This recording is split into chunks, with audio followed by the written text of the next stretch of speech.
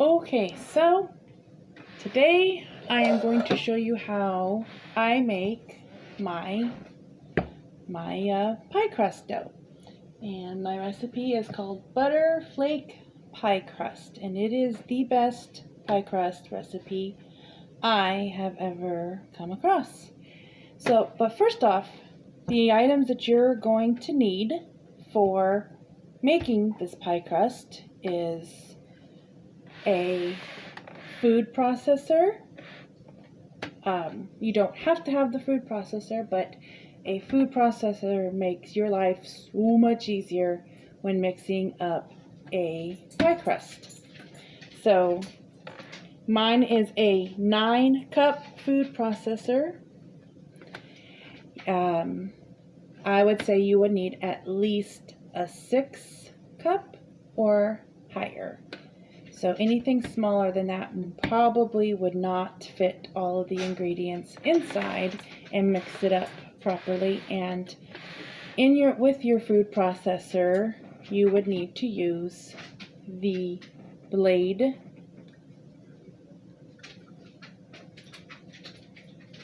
tool. So we fit that in there, put the blade in first.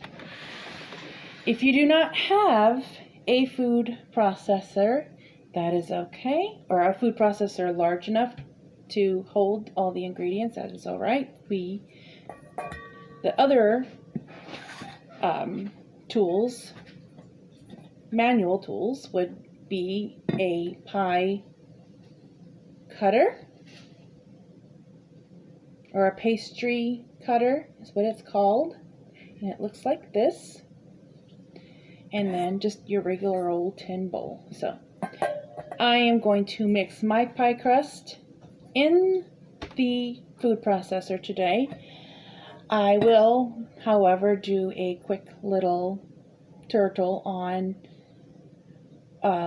using the pie crust cutter and the metal bowl, in case you don't have the food processor like I do. Anyway, so let's get started. So we have our food processor here, and first we put in the flour. Now my recipe is for a 10-inch deep pie pan.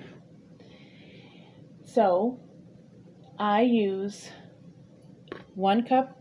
You use 1 cup of flour. So we put the flour in first. We scoop out the flour. And then you take your regular standard butter knife, or anything with a flat straight edge like this. You take your knife and kind of pound down the flour in your cup. And then with the straight edge of the knife, you smooth or straighten off or remove the excess flour from the top of the cup, the measuring cup. So now you have a nice, perfectly measured cup of flour. So this is 1 cup of flour. We are going to need 1.5 plus 1 tablespoon of all-purpose flour. Now I'm going to use my 1/2 cup, and I'm going to repeat the process I did with the 1 cup. I'm going to scoop my flour. I am going to tap it down over my flour store, and then I'm going to scrape the excess to create the smooth top, and put it into my food processor or bowl. And then the last scoop of flour that I'm going to need is a tablespoon. So this, since it's a small thing, I found that it was easy to just take a scoop and kind of do like that up against the edge of the plastic container, and then it makes a nice little edge. But if you don't have a flat edge flour container, or you don't have a container at all and you're scooping out of the bag, you would want to do the measure, or the removing the excess with the knife as you did with the cups. So now we have our butter, or our flour in our processor. Now we're going to add the table salt, and that is 1/4 teaspoon. 1/4 teaspoon. I guess it was right the other way. I don't know. Anyways, you get it. 1/4. Scoop it up. Put it in. That's all you need. And then we push this aside. Now is for our butter. Our butter needs to be remained chilled. I usually leave my stick of butter in my refrigerator until I am ready to use it. But it's one stick of butter and it wasn't out very long, so it is still pretty hard and chilled. So it will work fine. So we take our butter and leave it out. Leave it on the paper like this, and then we take a rather large kitchen knife. I like to use this one because it is the length of my butter, and so I can cut the length of the butter in one nice little swipe. So you're going to need to dice up your one stick of butter, which would be a 1/2 a cup of butter. One stick of butter equals to a 1/2 a cup. So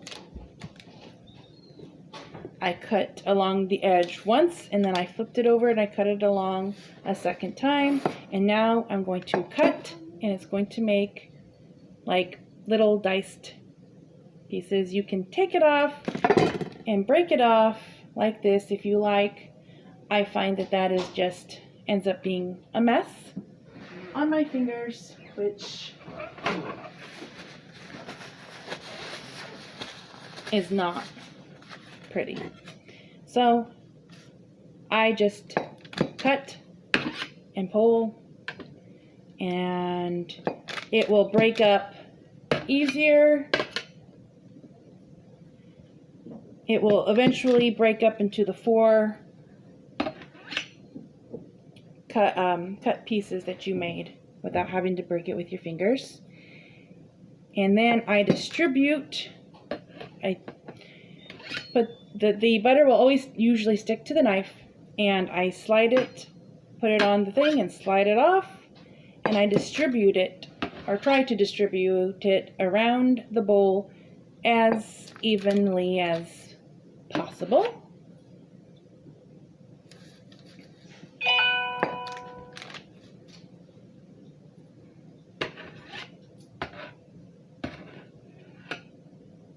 Like so. So now we have our butter in there. So for our next step, our last step would be water. That's the last ingredient that we are going to put in our pie crust today. But first, before the water, we put the lid on, secure it, and we turn it on.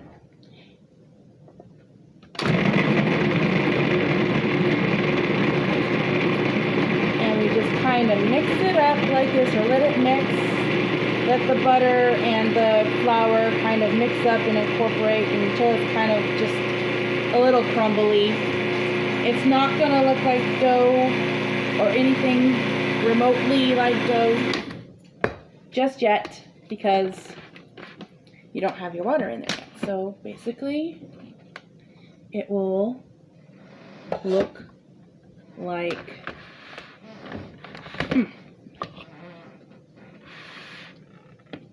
that. Just a crumbly little mess of butter and flour.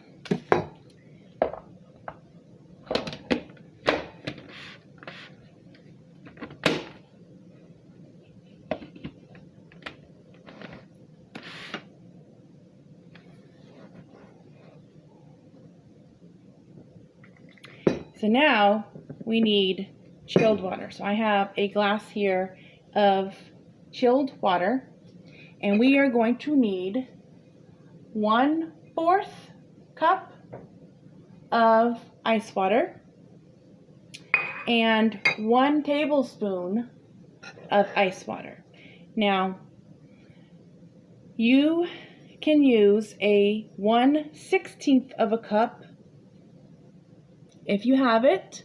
I got most sets do not have the 1/16 cup. My set was a larger set, and I purchased it off of Amazon a while ago. I do not remember the brand, but so we are going to pour the water in over. Oh no. Okay. This would be easier. We're trying to avoid getting the ice into your cup. I've used a martini shaker before. That worked wonderfully because it had the grate that kept the ice inside the shaker, and then it didn't want to come out into my spoon. But any kind of a shaker cup that has the grate on top to keep everything together.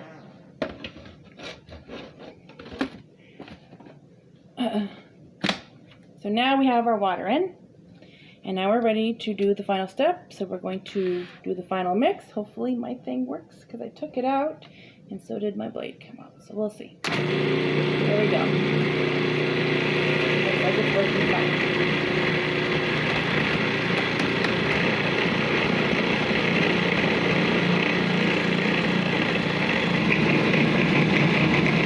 We're just going to let it sit there and rumble and mix up until it balls up. And I know that it's balled up and ready to take out when my processor starts to move and walk. Let's see if it will do it this time.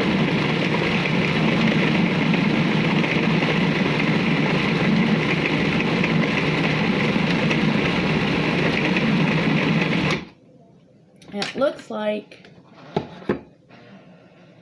okay, yeah, there's some crumbles that didn't want to get mixed up into there, and sometimes that happens, and that is okay. So all we really need to do is just push those together.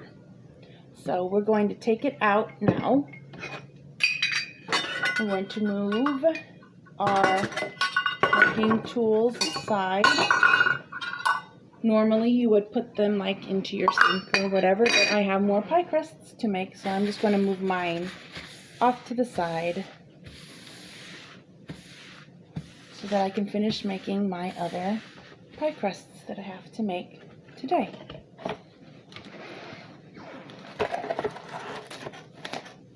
So we take out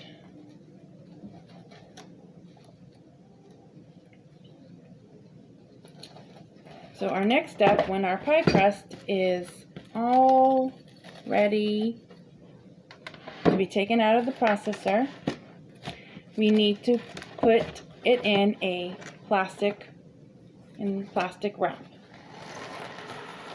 Because our pie crust is not ready to roll until it has been chilled at least 3 hours or overnight. I have, in fact, tried to roll this dough or crust before 3 hours, and it did not work with me quite as well as it does when I do it for 3 hours. So that's important. It may not seem important, but it is. So the secret to making a good pie crust is having everything cold. I'm going to put this up here. here. So now all these little crumbs, you know, if you can see that it left some crumbs in my pie crust, in my processor. So I'm just going to kind of gather these things here around and stuff. And so this pie crust is for my family, so I'm not wearing gloves. If I were to be making this pie crust for a customer, because I do sell pie crusts or pies and cakes and things to the surrounding area of Kansas City, I would be wearing gloves. But this is for my family for Thanksgiving, so we're just gonna use my hands because they live with me. So here we go. Let's move over a little bit so we can see a little bit better. So okay, so I took that pie crust dough and I made it into a ball, and now I am flattening it out, and I'm trying to flatten it out as evenly as possible because this is going to help you when you go to roll it out in a few hours, in 3 hours or whenever. Because I tried to leave it into a ball like the recipe had said, and it was a nightmare trying to roll out. I don't suggest it. So flatten it out. It'll make your life easier. Trust me. So now we have it in our saran wrap, and we're going to just take and kind of fold it up like you would a burrito or however. And you take this over and kind of put it over the pie crust like that, each on all 4 sides, and make sure that all of that pie crust all the exposed pie crust is covered up and sealed. And now this is ready. This is a prepared pie crust ready to go into your refrigerator to chill, or you can put it into your freezer for, I would say, up to 2 to 3 months is what my recommendation would be. I never have left my pie crust in longer than for 3 months. And if you are going to freeze it for a later date, then put it in a freezer bag, little Ziploc freezer bag, and put it in the freezer, because it will need to be more, it would need to be covered up more than just the saran wrap covering that we have now. So anyways, this one's just going to go into the freezer. Pardon my monster cat there. He's naughty. So we are going to just put this into I'm going to put this into the refrigerator and continue making my pie crusts. Bye. Okay, so now for our my quick demonstration, I suppose, of using the pie crust cutter or the pastry cutter and a bowl instead of a food processor to make the pie dough. So basically it's the same process as the processor. You would put your flour and your salt and your diced up chilled butter into the bowl, and then you would take your cutter and you would push down and use it in like this sort of a motion. So you're holding it down and you're cutting around like this and just kind of twisting and turning and rocking the cutter along its curved blades.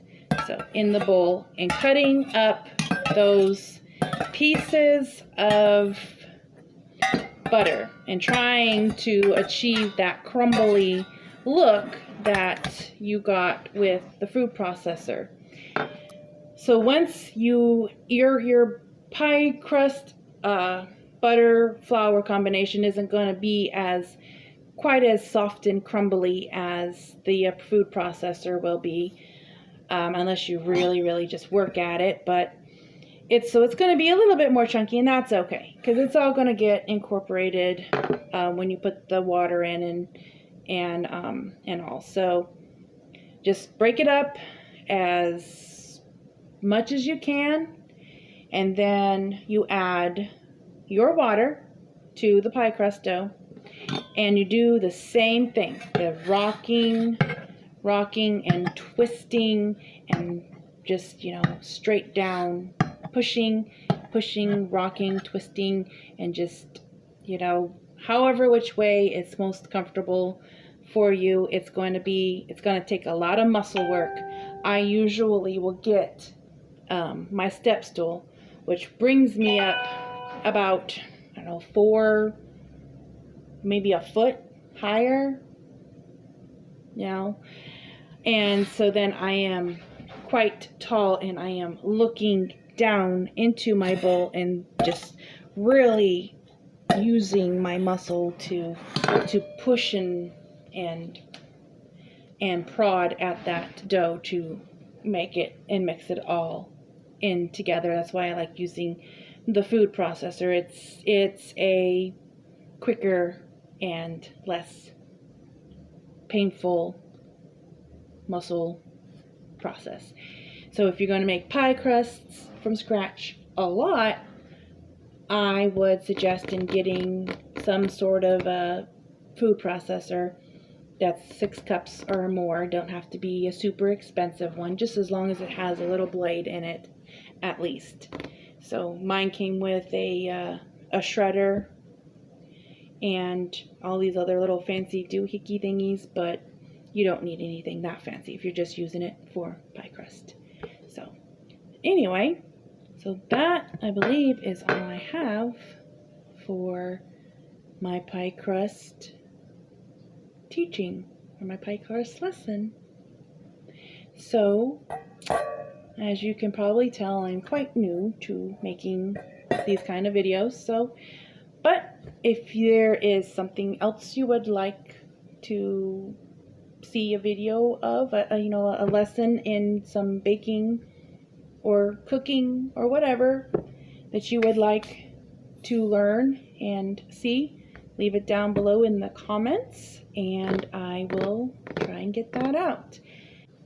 So I just thought of giving a quick short list summary of some of the things that I make or bake, and could give lessons on via YouTube.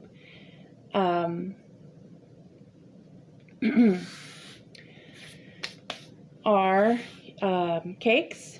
I bake cakes from scratch, and so that would be something. I do cupcakes and pretty much all baked items, cookies, muffins, pies like I did, and fillings. I can do a tutorial on pie filling videos, apple, pumpkin, chocolate, whatever. And for the food side of things, I do tacos and homemade Alfredos, and really just about, I could probably do just about anything that you could would want. So again, just leave a suggestion if there's something you would like to see in the comments, and I will look it over and get that out. So I thank you for watching and taking the time out of your day to to view this video. Have a wonderful day and a happy Thanksgiving.